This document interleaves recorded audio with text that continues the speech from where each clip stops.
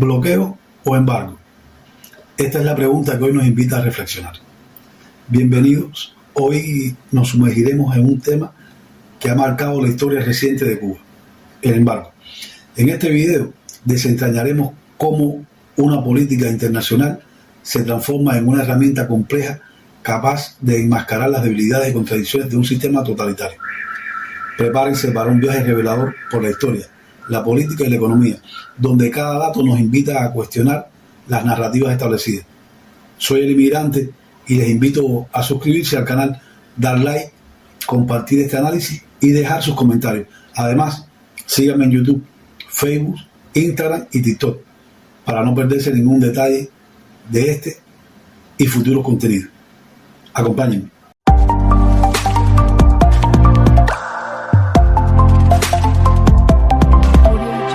¿Cuál es el contexto histórico y los orígenes del embargo? Para comprender el embargo es crucial remontarnos a finales de los años 50, específicamente en 1959. Cuba vivió una revolución que prometía abrir las puertas al progreso y la inversión extranjera. Sin embargo, en pocos meses se desató un proceso de transformación radical. La ley de reforma agraria se impuso con mano dura, expropiando extensiones de tierra que pertenecían en gran parte a inversores estadounidenses. Este giro, que a la vez pretendía modernizar la nación, sembró la semilla de un conflicto inminente. Las expropiaciones realizadas sin una compensación adecuada se convirtieron en el detonante que justificó, a ojos de Washington, la instauración de un embargo que ha perdurado por décadas. Pero, ¿qué justificó el embargo y cuál fue su evolución?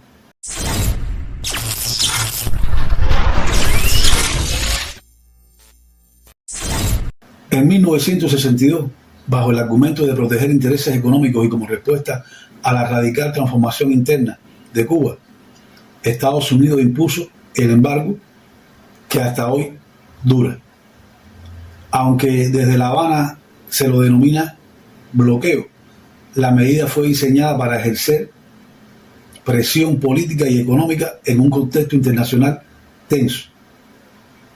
Resulta fascinante observar que en sus inicios el embargo no se presentó como la herramienta central del conflicto.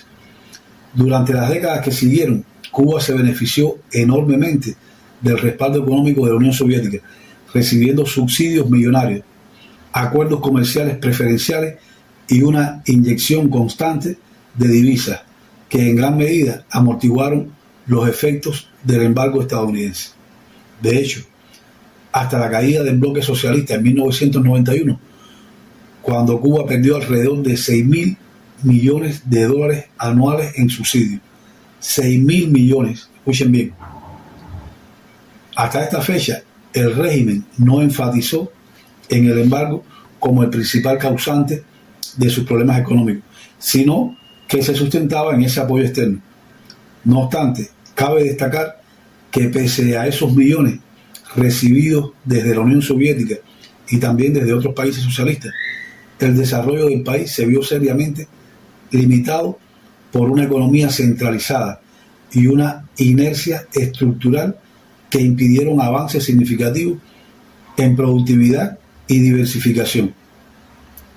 Lejos de evolucionar con todo ese financiamiento, el país involucionó. Fue a partir de los años 90, cuando ya no contaba con el dinero de la Unión Soviética, que se presentó la primera propuesta de resolución condenatoria ante la ONU, que esta medida adquirió una doble dimensión. Por un lado, se le atribuía la responsabilidad de obstaculizar el desarrollo y por otro, se usaba para ocultar las deficiencias y contradicciones internas del régimen, que habían sido evidentes incluso durante el periodo de subsidio. Esta narrativa, que intensifica la crítica al embargo, en realidad enmascara un sistema que desde sus inicios enfrentó serios desafíos en términos de eficiencia y modernización. O sea, todo un desastre que nada tiene que ver con el embargo.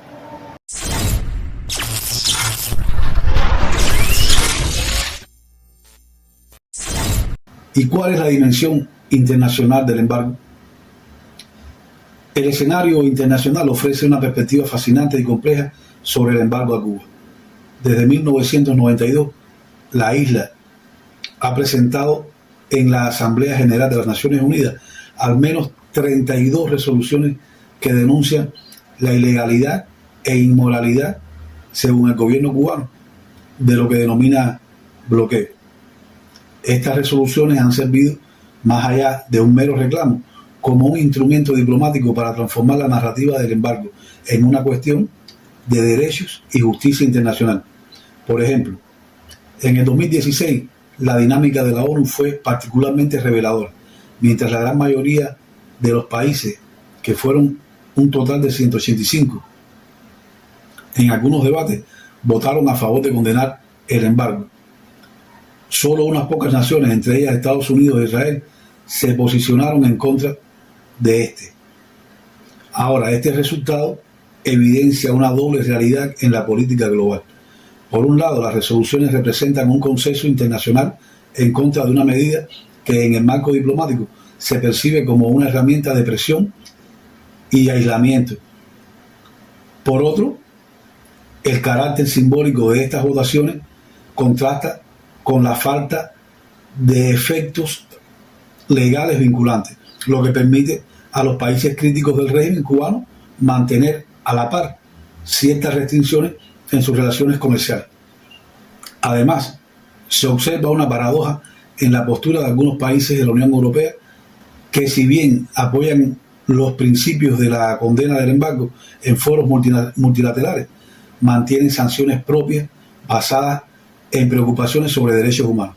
Este escenario refleja no solo la complejidad de la diplomacia internacional, sino también la estrategia cubana de utilizar la plataforma de la ONU para negociar y legitimar una postura que va más allá de la crítica del embargo, en un intento por desviar la atención de sus propias contradicciones internas y buscar apoyo en un mundo cada vez más polarizado.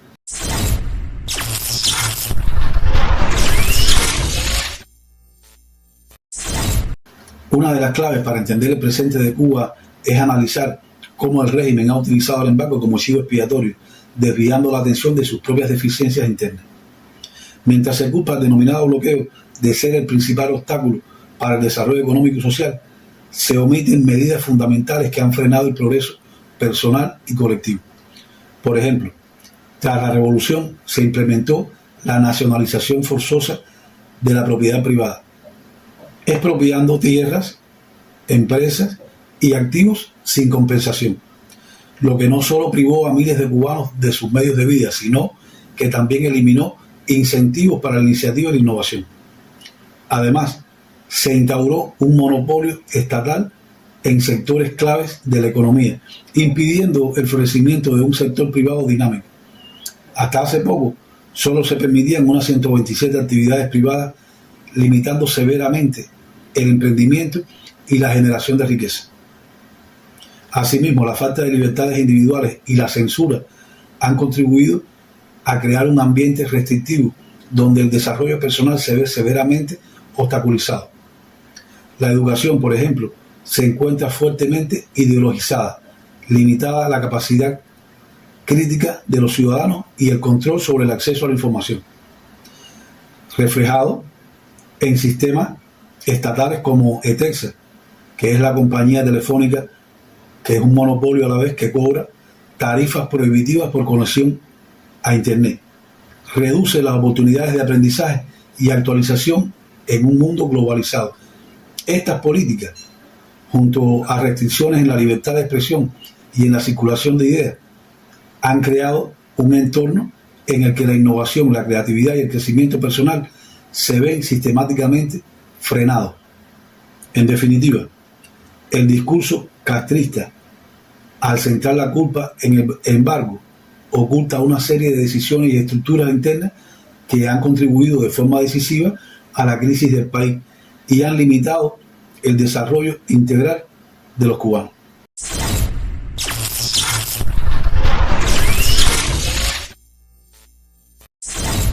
Y llegado a este punto, te invito a reflexionar sobre el futuro de Cuba. La historia nos muestra que el embargo, por muy imponente que parezca, no puede ser la excusa definitiva para el estancamiento. Es notable observar que en un país donde la mayoría de la población enfrenta la escasez de productos básicos y oportunidades limitadas, ciertos dirigentes y sus familiares disfrutan de lujos inalcanzables para el ciudadano común. Paseos en yates privados, la adquisición de automóviles importados de alta gama y viajes al extranjero son ejemplos de privilegios que contradicen la narrativa de un embargo absoluto. ¿Cómo es posible que bajo el argumento del embargo se justifiquen estas disparidades tan evidentes? El régimen dictatorial debe asumir la responsabilidad de transformar el país, impulsando una apertura real, fomentando el diálogo y promoviendo el emprendimiento. La crisis actual no marca un destino inmutable, sino que representa una oportunidad para que la dictadura implemente reformas estructurales que modernicen el modelo económico y amplíen la participación ciudadana. Además, fortalezcan el desarrollo del sector privado. Solo a través de estos cambios se podrán romper las estructuras autoritarias y generar transformaciones concretas que ofrezcan a la población mejores perspectivas y libertades.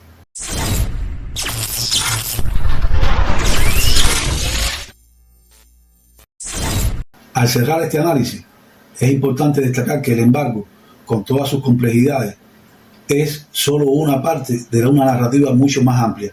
La verdadera transformación de Cuba requiere reconocer y abandonar las contradicciones internas, en lugar de utilizar el mal llamado bloqueo como chivo expiatorio.